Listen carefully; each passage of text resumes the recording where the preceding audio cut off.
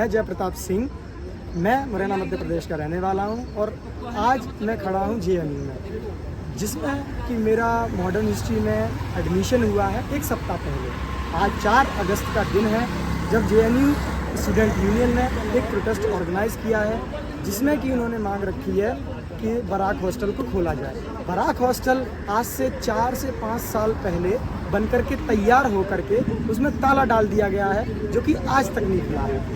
और आज हालत ये है बराक हॉस्टल की कि उसमें पुट्टी तक झड़ने लगी है, उसका पेंट तक झड़ने लगा है।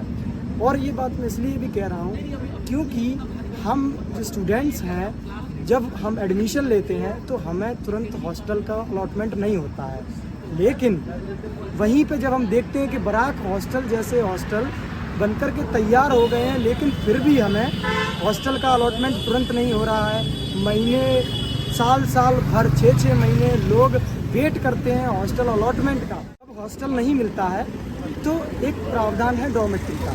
डॉर्मेट्री एक तरीके का आप मान सकते हैं, जैसे रेलवे स्टेशन पे आपने देखे होंगे कई सारे लोग गद्दे डाल के सो रहे हैं, या फिर किसी अस्पताल के वार्ड में आपने देखे होंगे 30 से 40 कम से कम 30 या 25-30 तो बेड पड़े ही होते हैं उसमें।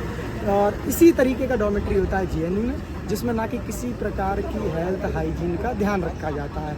उसमें बच्चे को इसलिए रखा जाता है ताकि उसकी क्लासेस छूटे ना महीने 1.5 महीने तक। लेकिन होता क्या है कि उन डॉर्मेट्री में बच्चों को 6-6 महीने और साल भर रहना पड़ता है। जब मैं हॉस्टल अलॉटमेंट के लिए आया था तब मैंने देखा था कि मेरे सामने एक बच्चा एडमिनिस्ट्रेशन से भिड़ गया। क्यों? क्योंकि वो 1 साल से डॉर्मेट्री में रह रहा था। तो इससे मैं तो घबरा ही गया था कि कम से कम डॉर्मेट्री में 1-1 साल तक रहना पड़ता है।